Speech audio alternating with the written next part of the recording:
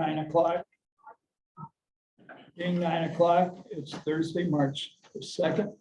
This is the P&F Personnel and Finance Committee. We're going to start with the agenda. Item 1, public comments. Do we have any public comments in the room? Anybody that wishes to speak in the room? Second call. Anybody that wishes to speak in the room?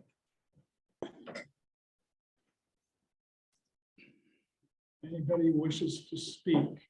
All right, we're going to close the public comments to the room. Anybody on Zoom? See anybody out on Zoom?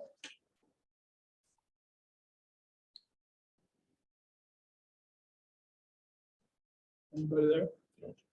No one wants to speak. Apparently nobody wants to speak out on Zoom. We don't have anybody out there right now, so I'm closing the public comments. We're on item 2. Item 2 is approval date of the minutes. Mr. Bruce? Dave?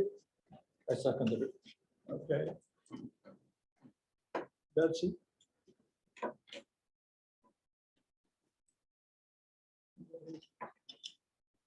Vote? Aye. Aye. I vote.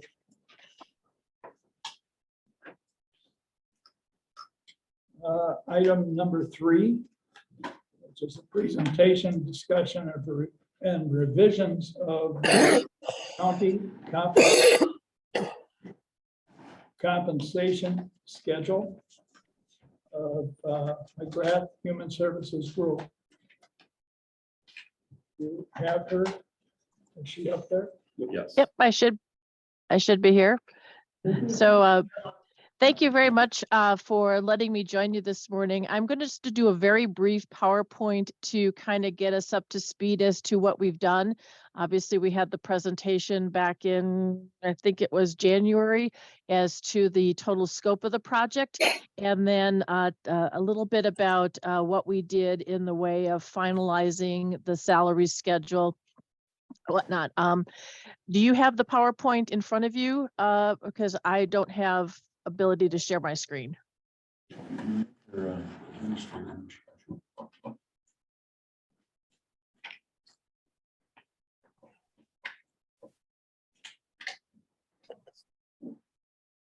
Victoria, we're looking to make you an administrator so you can share your screen. So Okay. that will work better. Sure, not a problem.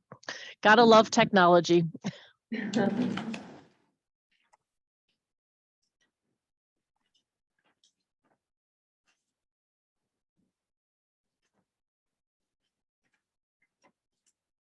Oh, there we go.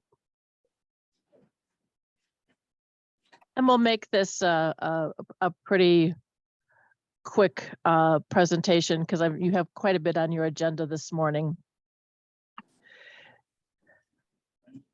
All right. Okay, so just to refresh everybody's memory, I am Dr. Victoria McGrath. I'm CEO of McGrath Human Resources Group.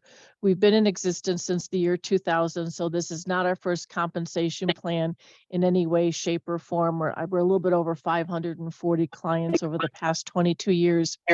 What we were asked to do is to come in and confirm the compensation philosophy of the organization, to get external market data and try to benchmark positions to see if your salary schedule was up to date.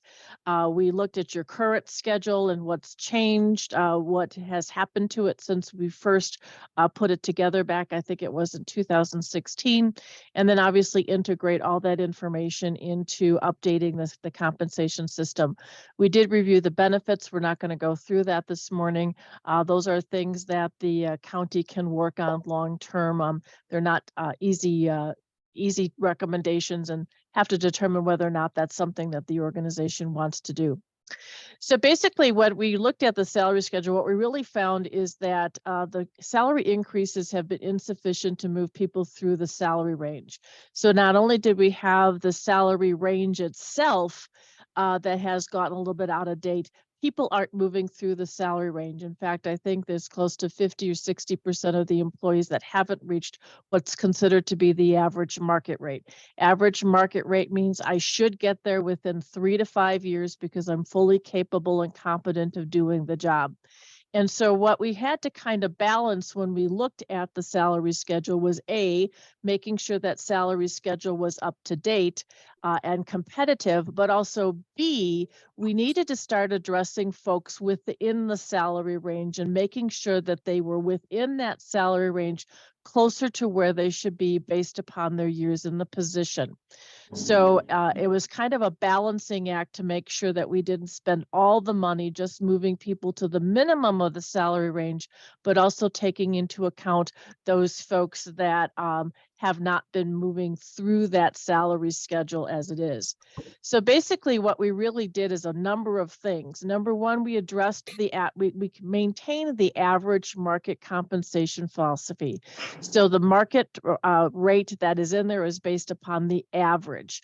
We do, with all of the comparables, we'll eliminate any outliers, anything that's too high or too low, to make sure that we don't skew that average.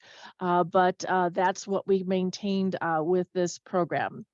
One of the easier ways in which to change and update the salary schedule is to adjust the percentages between the ranges. And usually by changing between, if pay grade F and G is 5% going to 6 or 8%, that usually shifts the salary range sufficient enough to keep it within the market rate without having to do a lot of disruptions of where positions are placed. Because once you start moving positions, then what we have to look at is what are the consequences of other positions and how does that now align with both internal equity and in the hierarchy of the organization. We also did adjust the ranges a little bit. Basically what that means is the formulas that puts your control point and your above control point were gone. And what we did is put those percentages back in place so that it balances the entire schedule. The other thing is we did move some positions to different pay grades because after doing this, we still found that there are some positions that have gone out of market and therefore need to be moved into a different pay grade. The salary schedule, since its inception, gained a couple of extra pay grades, some A's and B's, and so we've eliminated those. And so there's a couple pay grades that only had one position in it that was kind of wedged in between two other pay grades. And so again, we wanted to make sure that salary schedule had a nice alignment, and so we eliminated some pay range. As a result of that, we've changed the numbering, because if we eliminate pay grades, and if I was a pay grade 24 and now I'm a 22, people think they got a demotion when actually it was just a renumbering of the system. And so we changed the numbering altogether to avoid that type of confusion. And then, like I said, we tried to strike a balance between, okay, what's it going to cost to get people now to the minimum of that salary schedule and to move people through that. What we basically looked at is the salary schedule as a whole and broke it up, which you already do, into quartiles. And so range A is 45% of the market. The control point is the 50th percent of the market, or the average market rate. Range C is 60%. And then when you get to the top of the range is 74. And so after making all those salary schedule adjustments, we then placed people to the minimum. And then after that, did a formula where we looked at their years in position and where they should be within the quartile. And then they were given a percent increase to move into that section of the quartile. Those people that were already within the quartile did not get an extra increase because they were already where they should be. So they had been being paid appropriately all along. And so there was a nice formula that was developed. I will say that after we discussed it, I'm going to give kudos to Mark, who came up with a formula that was above my pay range, that was able to slot those folks in. But basically, because of that, we've now achieved two things. We've now adjusted your 2023 schedule so that it's more competitive with the market. We've made sure that people are at least at the minimum of the pay range, and we have have started addressing in-range compression within that salary schedule. You may want to do an in-range compression analysis one more time in 2024 and kind of make sure that nobody is slipping through that range. What you need to do now, if you adopt this, and I obviously I don't want my track record of implementations upset, but you need to now maintain that schedule. And I'm showing you a step design, but I want you to think kind of like you have a range system, but I want you to kind of think of it as a step system. So every year at some point in time, I'm just going to use January for the sake of argument. That schedule has to be lifted or has to be increased based upon what's going on in the market. And then July or anniversary date, get the performance increase, what that percentage is, and then move through the salary range. And I've had some conversations with HR, and they are going to be looking at your merit-based pool and the shares and all that kind of thing, and trying to, we've had some discussions to make that a little bit simpler and easier to understand so that we still get the goal of people moving through that salary range. So basically, in the end, you should be looking at 3 different types of increases on an annual basis. Number 1, an increase to the salary schedule to make sure it's competitive, the annual increase, performance increase to move through the range. And there's a third one that you need to look at, and I'm calling it a market adjustment to make sure people are getting within that quartile once they have, years of service within the position, and obviously with acceptable performance. So those are the recommendations that we have suggested at this point in time. I am going to stop talking now, and I will answer any questions that anybody has.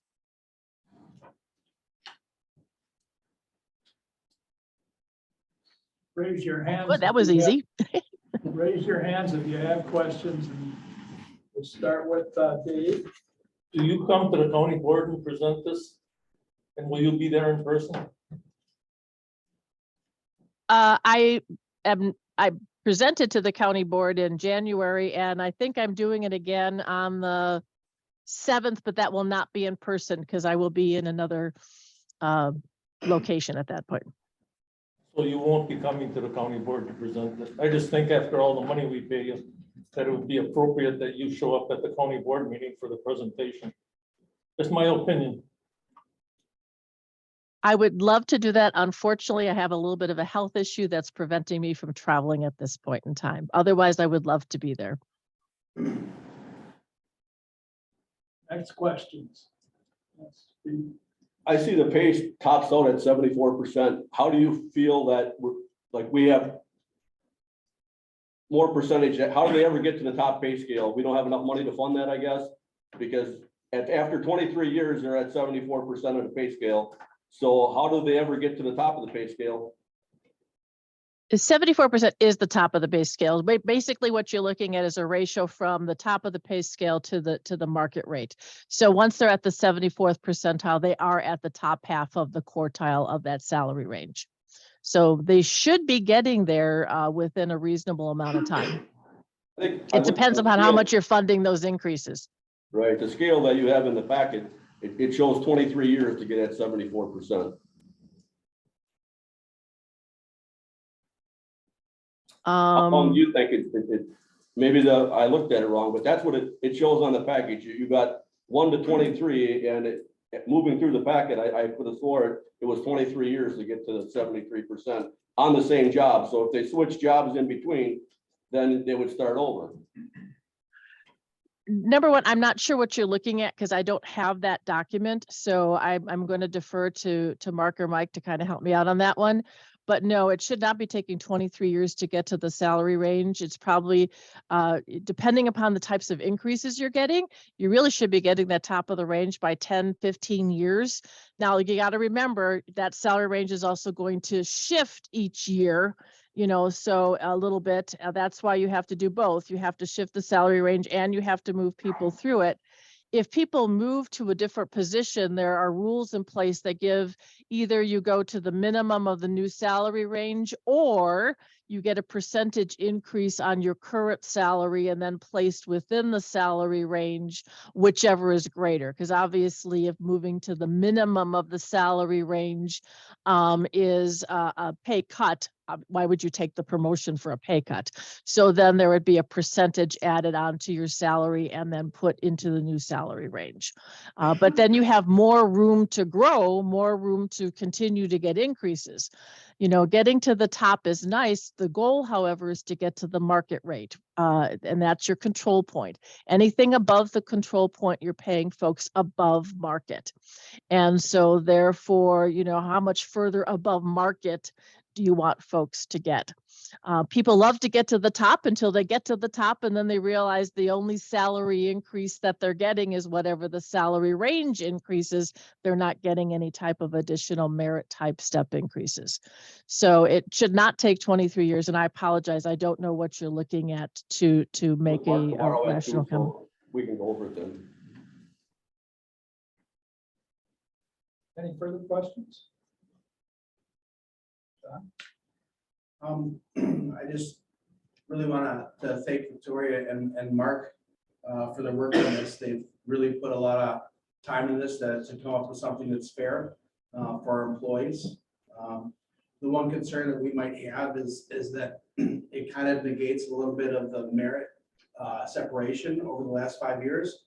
But honestly, that's from our top achievers to somebody who's barely showing up every day. That's not a wide gap. So it's going to be placing a lot of people on their salaries where it should be.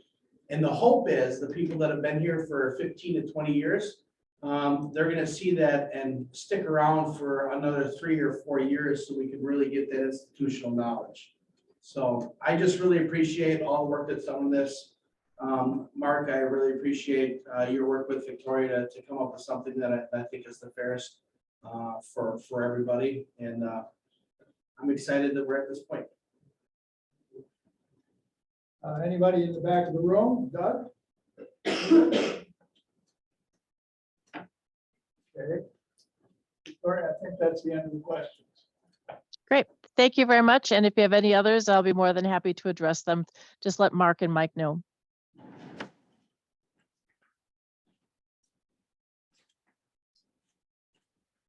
All right.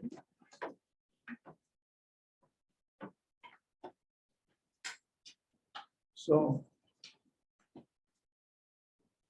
we're not going to be voting on the presentation other than saying good job or whatever and going on, because we do want to see it again in the business meeting or the special orders meeting.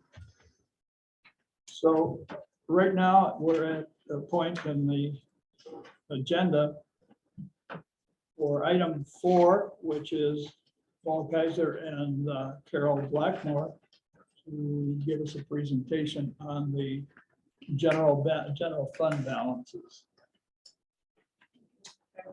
I handed out some revised general fund sheets to the committee members.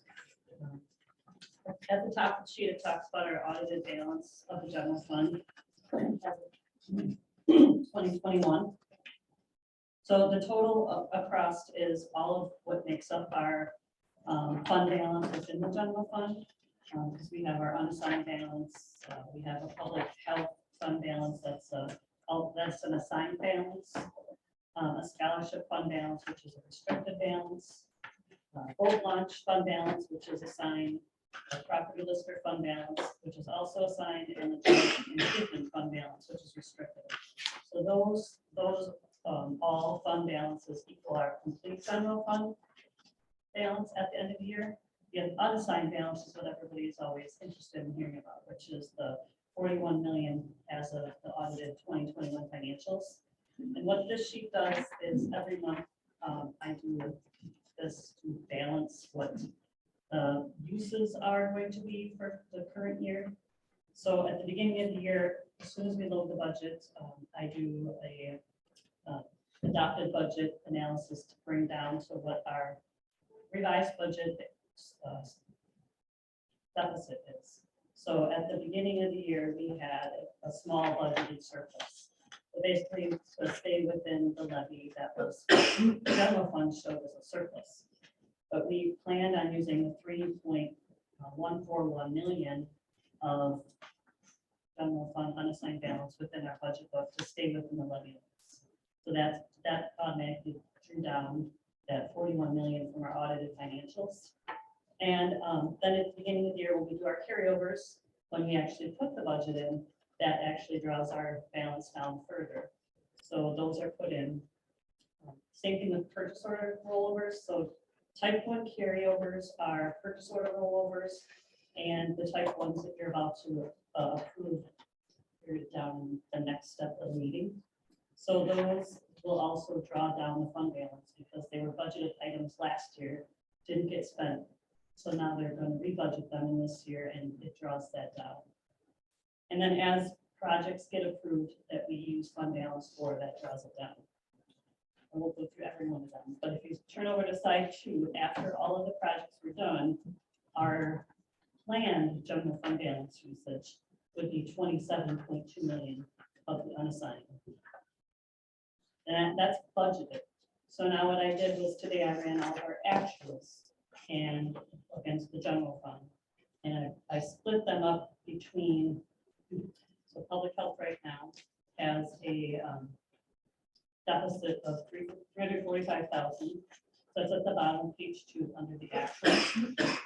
So right now they have a deficit, but we're still running financials for another couple months where they could still get revenues in. So this is preliminary.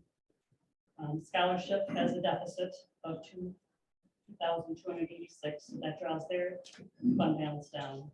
And the boat launch has a surplus right now of 39,872. So that increases their portion of the general fund balance. Property lister has a small deficit, drawing their fund balance down. And then the same thing with jail improvements. They have $51,000 planned use of fund balance, actual fund balance, drawing theirs down. Right now, when I run the general fund balance, which I did print a copy as of today, I think I included one in the packet, but it's ever changing because we're still posting entries back to 2022. But right now, the general fund total deficit is 16.5 million, which if you look at all of those actuals in the surplus deficit, they total that. So the portion of the unassigned is 16.1 million. But then when we do our carryovers and the purchase order rollovers, that actually draws that down as well, because we will put that into also a committed fund balance and assigned fund balance.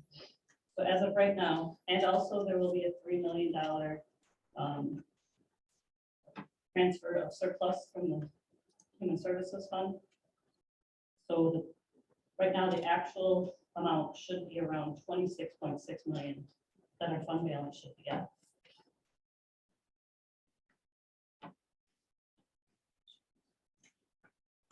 Say that again. So the unassigned fund balance started at 41 million Yeah. from 2021. Actual deficit as of today, the portion of unassigned is 16.1 million, bringing that down to 24.8 million. And underneath there, you'll see that there's purchase order rollovers of 916,000. Yeah. And carryovers, which will be presented on the next item of the agenda today, is the general fund portion is 325,000.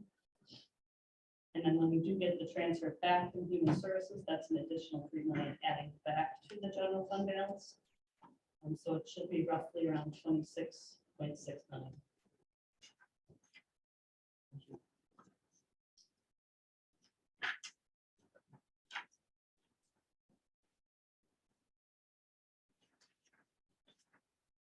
Question. Can you remind us what the target is? What was the question? Like, Well, no, the target is 16 to 20% of the annual expenditures. Exactly how we define annual expenditures is a little bit murky.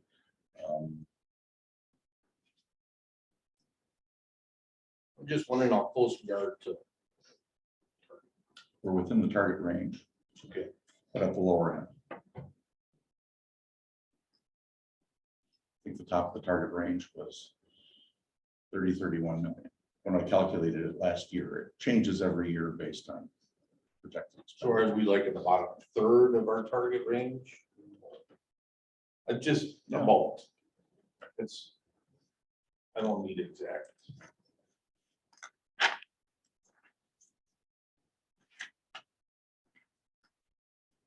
We need 30 million and we're at 26.6 million, so I would say we're under average.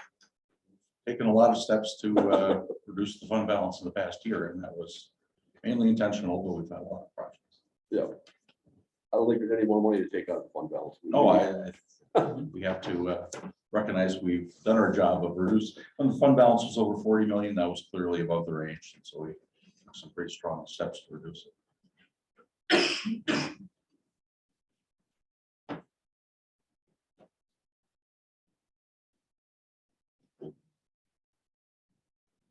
We would just take 16% of 190 million, and that would be what the top end of it would be.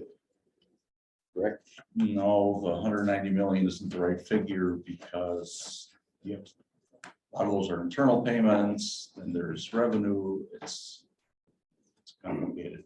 So what figure would we use to take the 16% out, so we can figure it out on our own in the future? I have to find my calculation from last year, I don't.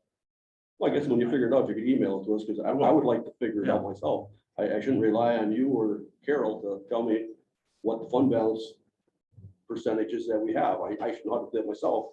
And I was just taking it off the 190 and taking 16% of that, which would be about 30 million. And you can take the high end and the low end, however you want to go. And that's how I was. But you say that's not the right number. So I would need to know the right calculations, and then I can figure it out myself. That's it. I have a question for Carol. So can you tell me something, because I couldn't, health services, you said are 300 and some thousand in the red, right? But you're still bringing in things, so they could be, are they expected to be? They have 180 days to accrue grants back, and sometimes it does take that. Okay, that answered that question. And you said that health or human services, they're bringing a surplus to us again? Yes. Because they typically do that, correct? And Yes. you said they're at 3 million, you said? Yeah, their surplus right now is 3.3, so I think they're probably going to turn over. And that goes back into, General fund. okay, wow, that's impressive. For their doing it, but we need to replicate. Any other questions? Questions? Tom? Okay. Thank you. Move on to item 5, Paul. This is the carryovers.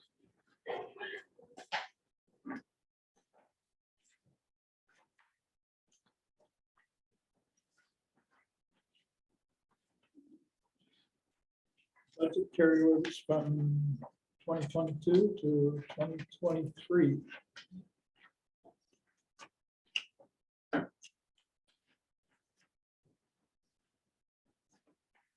you have anything to say about them? I reviewed all of the carryovers with each of the departments to make sure that they had adequate budget available. And the needs existed, and they weren't just carryover unspent funds. So all of them have been reviewed and have my stamp of approval.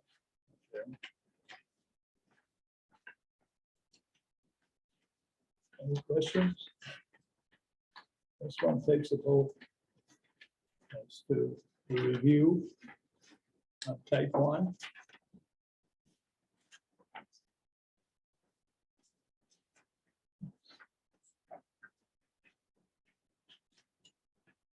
Do we have a total on type 1?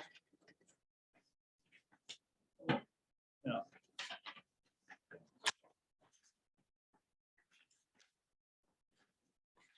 What's marked is page 4, the type 1 totals are 598,060.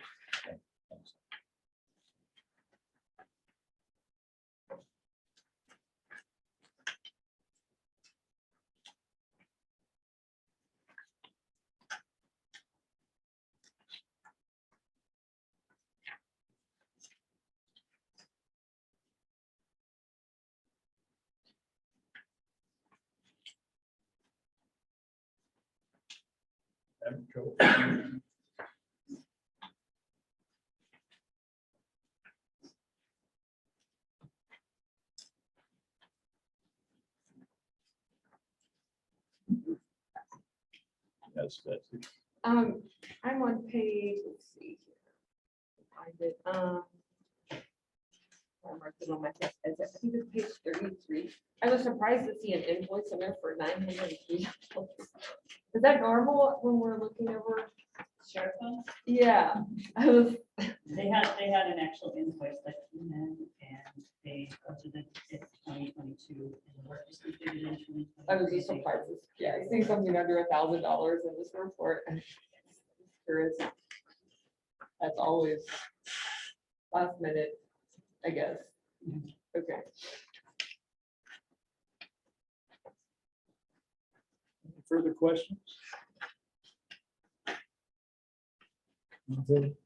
Somebody want to move to accept the type 1 and type 2 budget carryovers?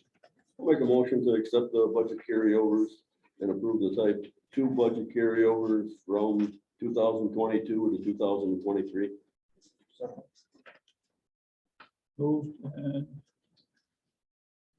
Moved and seconded by Dave. By Steve. Any further discussion? I thought we were just reviewing it. I didn't realize that we were voting on it.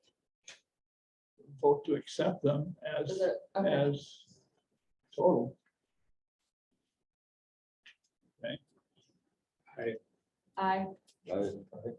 I, I vote.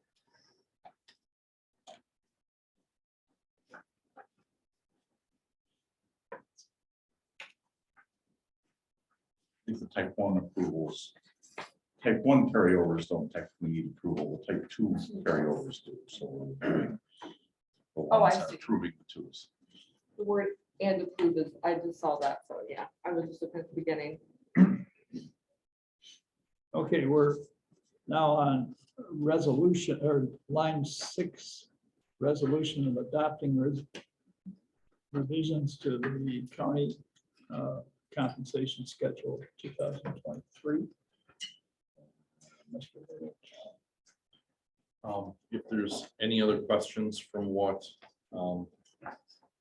McGrath's presentation, I mentioned prior that this proposal addresses only the first steps in the total compensation study package as far as what we're going to be looking at.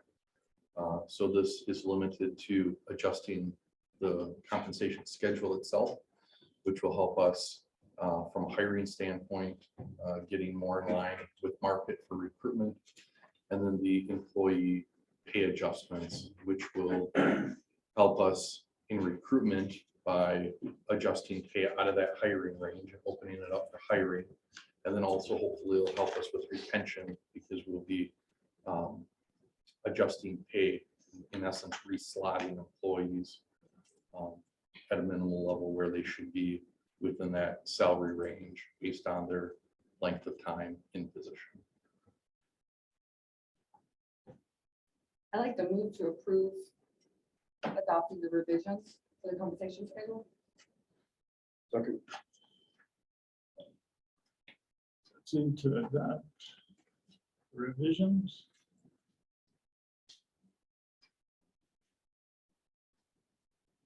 Second by Steve Bender. I have a question on that. Go ahead. Do you meet with employees individually at all as this is going on?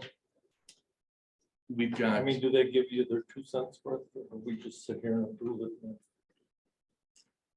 department heads have had conversations, with employees The county executive has been sending out staff-wide emails updating employees of the progress. I've answered various questions regarding where we're at. After the March 7th special orders meeting, we'll be meeting, having several informational sessions throughout the county to explain to employees proposed changes, review some of the things on the comp study. And then once, if the plan gets approved, we've been talking about how we're going to notify employees as to their specific adjustments, not only what the adjustment would be, if any, but also why. So when we talk about that reslotting, trying to help ensure that employees understand either why they qualified for an adjustment or why they won't have. And then do you have any employees that are held right at that same level that they are? Yes, there will be some employees right now that even with the adjustment to the compensation schedule would be paid, at or above the new compensation schedule, the placement in that new range. So those employees, if they're at or above, would not get an adjustment. You have any questions? I can ask them tomorrow at 1 or 2 o'clock. Betsy, you got any questions? Yep, I'm good. No? No. And we will be voting. Betsy has already moved on the resolution, so we'll be voting on the resolution, adopting the revisions to the Winnebago County compensation schedule for 2023. Don? I, Dave? And mine is aye. I will. So that's completed.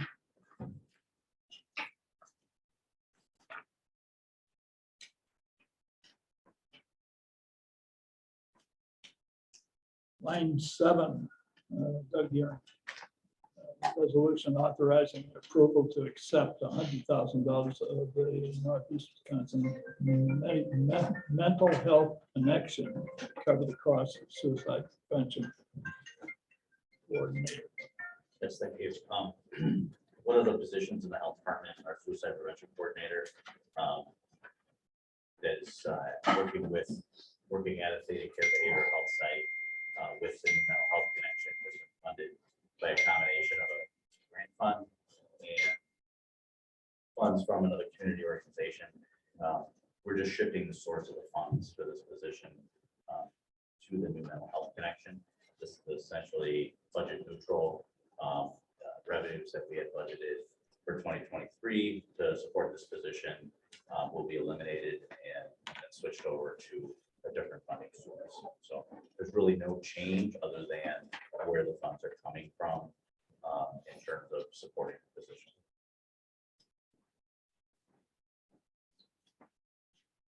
I'll move resolution authorizing the acceptance of $100,000 from the new mental health connection to cover the cost of suicide prevention coordinator. Second. Dave? Steve Bender. On the motion. Well, Actually, I just have a quick question. go ahead. Doug, so I'm hearing you right that this is a position that has already been in place. We've been covering it through your general budget process. And now this is going to be a grant that you've received or a, it's like a acceptance of the new mental health thing. And this is just going to cover it for this year, but then next year, if we don't get something else, it'll just be another recurrent cost like it has been in the past. Is what I'm getting at, right? I understand. The position has been supported through either your community and grant funds to date. Mhm. We'll continue with this to be supported through community funds, a partner organization. When we do budget next year, we'll either identify a funding source for that or have to eliminate the position. Okay. You have a question, Don? No. Any other questions? We're gonna vote. Aye. Aye. 5-0. Thank you, Doug.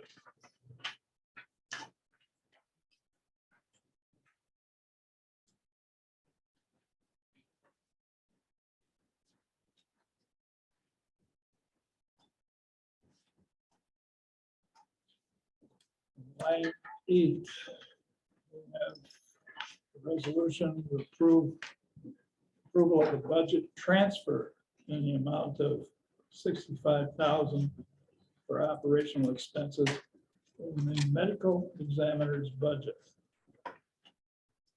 That would be Cheryl Brennan.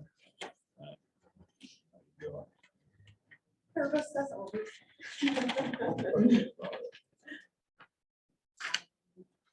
Can you explain a little of this? Absolutely. So overall, the budget as itself, I was $6,015 over budget. But the operational expense category was just over 63,000. And that was brought on by increase in autopsies, storage, the transportation costs that were kind of doubled. And then we also had a large amount of overdoses at the end of 2021, which started around Thanksgiving and went into the first of the year. So when we did get billed by NMS Labs, we don't get billed until all that testing is completed. So when we did get those back, it was over $6,000 that hit my 22 budget right away out of that category. Do you all get the background and all the documentation? I'd like to move to approve the budget transfer of in the amount of $65,000 for the operational expenses of the ME budget. Well, that is the resolution that we're approving. It will be a budget transfer directly. It will cover, Transfer or amendment, I keep hearing two different things. well, we make a resolution to cover the appropriation, okay, to then have budget amendment or transfer to bring that across. Is that not true, Paul?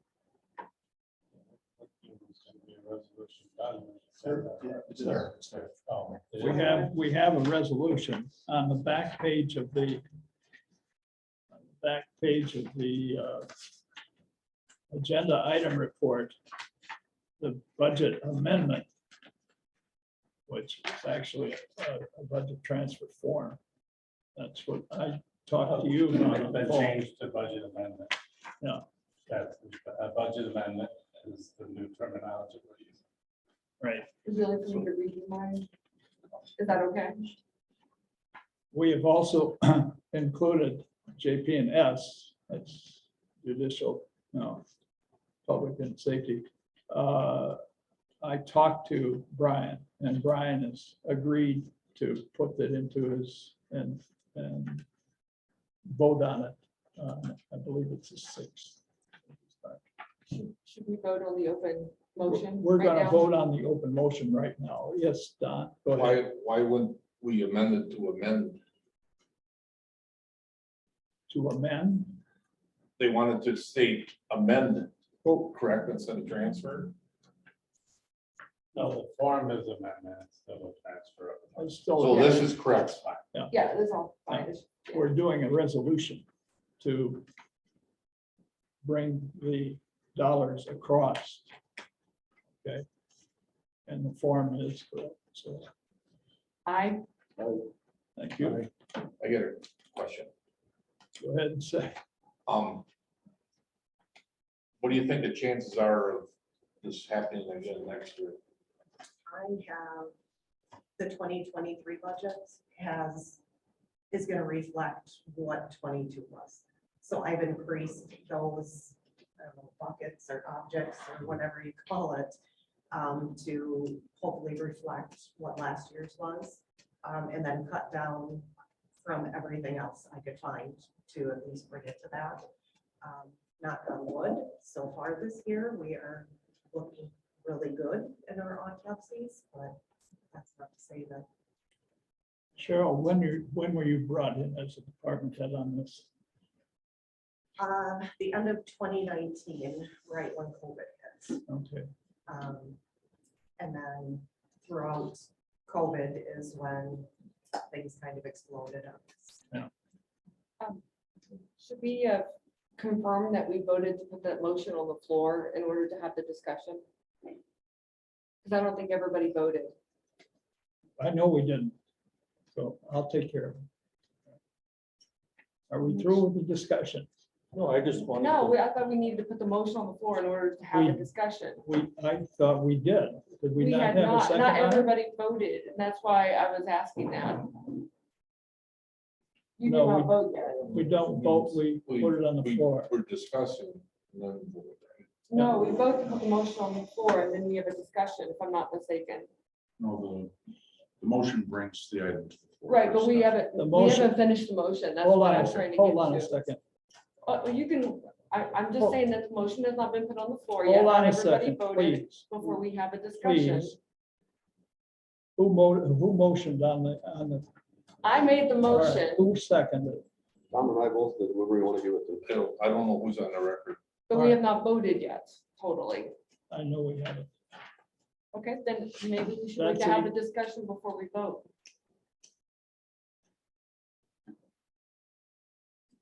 Steve. Okay. We have the discussion before we vote. And we can continue to have the discussion. If you want to vote, we will stop with the discussion and vote, all right? We had the discussion before we vote. And that's what we were doing just now. Anybody else have any questions? Well, I just have a remark. I just thought after we got the medical examiner, that must be overruns would be over with. Can I just say, in my defense, my labor and every other category that I have was under budget. These are expenses that I have to estimate. I can't predict. So, I mean, we ended up with 104 autopsies. There are certain cases that we have to autopsy. And there are certain cases that warrant autopsy. We try to do physical examinations and draw toxicology on those that we can. But if there's any criminal element at all, we have to have that autopsy to back up.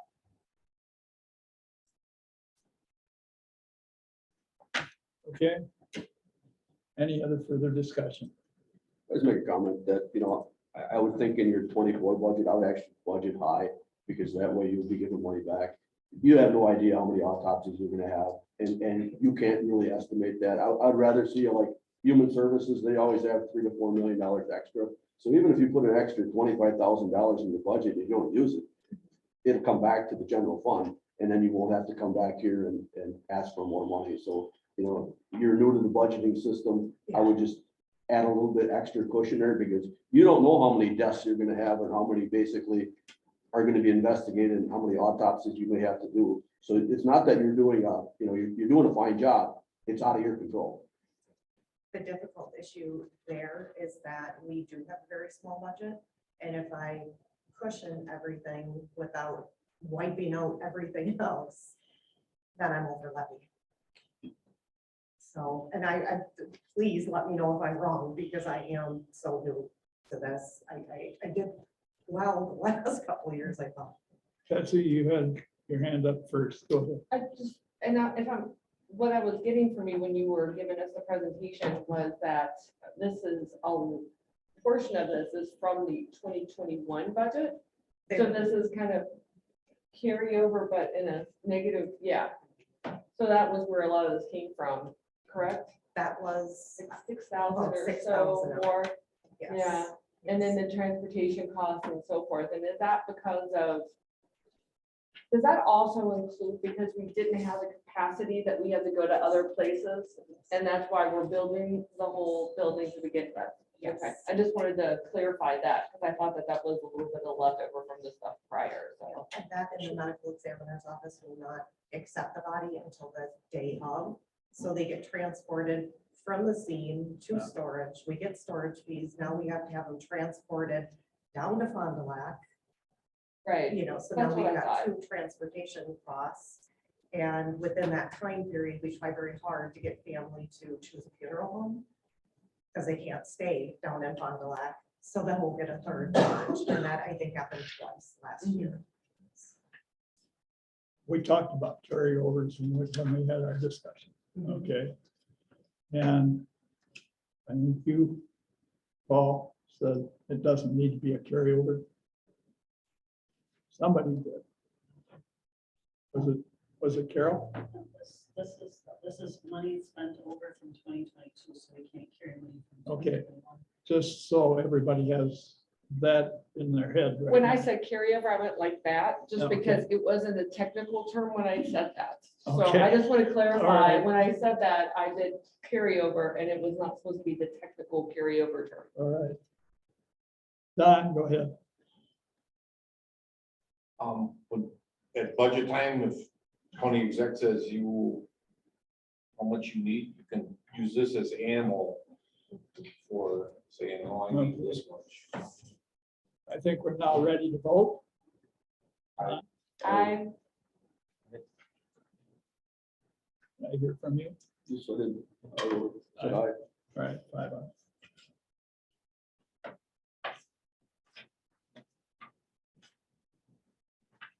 We're on item 10. Thank you, Cheryl.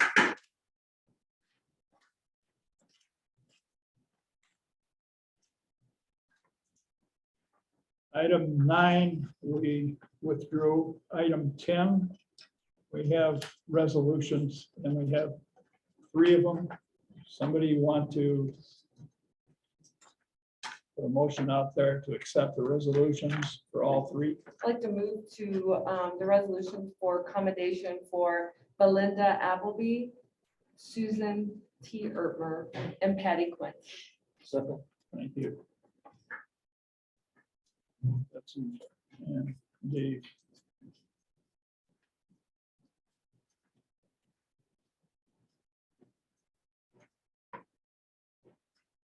All 3 of them. We have a vote. Aye. It's 5.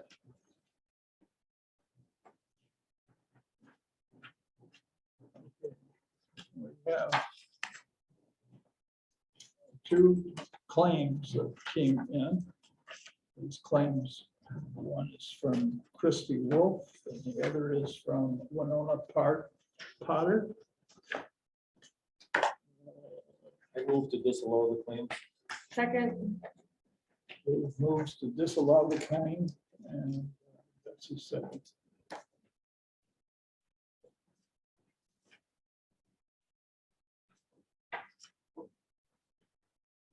Have a vote. Aye. I. 5-0.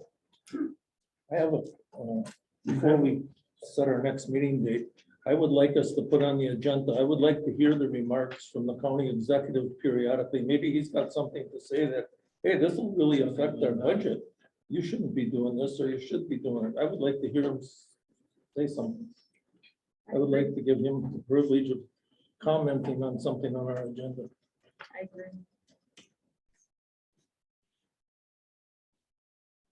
Set the next meeting date of April 6th. Is that correct? Oh, I'm sorry.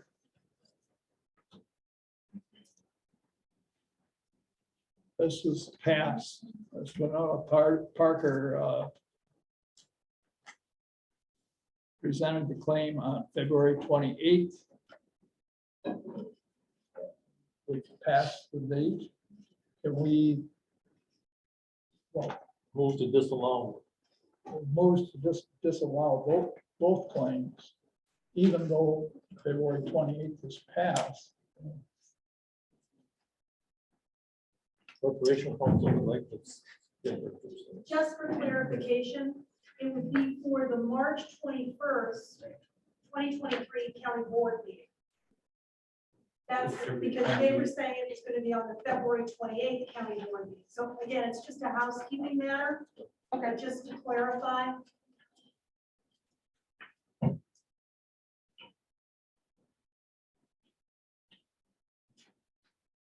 March 24th, did you say? 21st. 21st board meeting.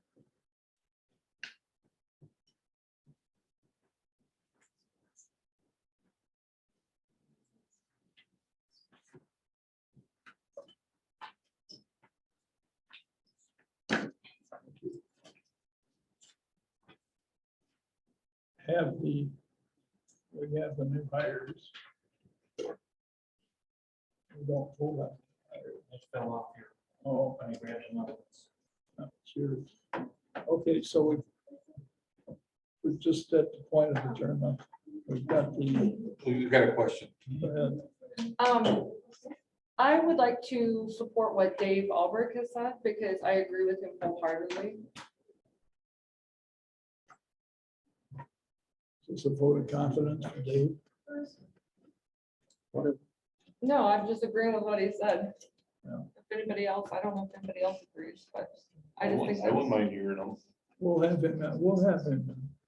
I always liked it when Mark Harris attended every meeting and he had the right to talk on most.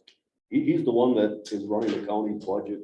And I always valued Mark's opinion on things and it helped me make a decision. You know, so I think it's good to have the county exec here. I'd like him to attend every one of my meetings because basically he's the one that controls the money. We approve the money, but he controls it once we give it to him. And I value his opinion and I have no problem with it being here. And Mark sat right at the table with us and gave his input. And especially if we needed some more advice, he was here to give it to us. You know, The difference is Mark Harris used to have a big funny money account. Okay, Okay, that's not. we'll give it some consideration. And we have the next meeting set at April 6th. I won't be here, but Tom will probably still in. Okay. Would you like to make the adjournment? Move to adjourn.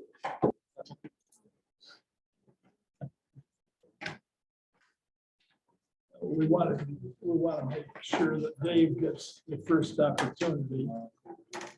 We'll get Betsy the That's what we're.